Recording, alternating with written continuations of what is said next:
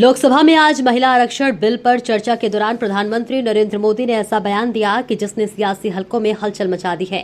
PM Modi ने न सिर्फ विपक्ष को सीधी चेतावनी दी बल्कि समाजवादी पार्टी प्रमुख अखिलेश यादव का नाम लेकर भी एक बड़ा राजनीतिक संदेश दिया।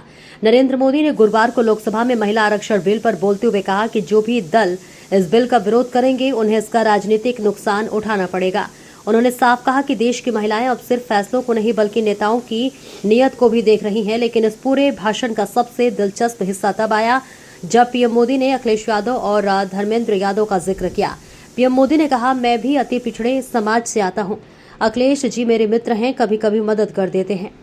पिछड़े पीएम मोदी ने यह भी कहा कि उनका सामाजिक पृष्ठभूमि भले ही पिछड़े वर्ग से हो, लेकिन संविधान ने उन्हें यह सिखाया है कि सभी को साथ लेकर चलना जरूरी है।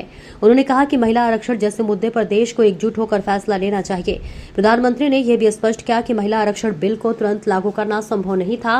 उन्होंने कहा कि 2023 में जब तक इस पर चर्चा हुई थी तब तक सभी इसे जल्दी लागू करने की बात कर रहे थे, लेकिन 2024 में इसे लागू करना व्यवहारिक नहीं था। अब 2029 को इसका सही समय बताया जा रहा है। पीएम मोदी ने अपने संबोधन में यह भी कहा कि इतिहास गवाह है जिस पार्टी ने महिला आरक्षण का विरोध किया है उसे महिलाओं ने कभी माफ नहीं किया। हालांकि उन्होंने यह भी जोड़ा कि 2024 के चुनाव में ऐसा मुद्दा इसलिए नहीं बना क्योंकि सभी दलों ने मिलकर इस बिल को पारित किया था। प्रधानमंत्री ने विपक्ष को यह भी संदेश दिया कि इस मुद्दे को राजनीति से ऊपर उठकर देखना चाहिए। अगर हम सब साथ आते हैं तो इसका फायदा किसी एक पार्टी को नहीं बल्कि पूरे लोकतंत्र को होगा। पीएम मोदी ने यह भी साफ किया कि महिला आरक्षण का श्रेय किसी एक दल का या व्यक्ति को नहीं मिलना चाहिए। उन्होंने कहा कि न ट्रेजरी बेंच इसका हकदार है और न ही मोदी।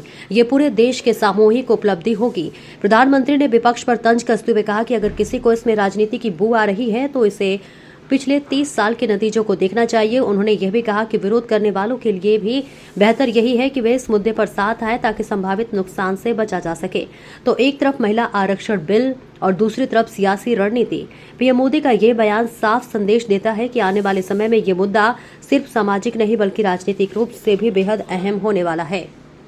अब देखना होगा कि विपक्ष इस बयान पर क्या प्रतिक्रिया देता है और संसद में इस मुद्दे पर आगे क्या रुख अपनाता है।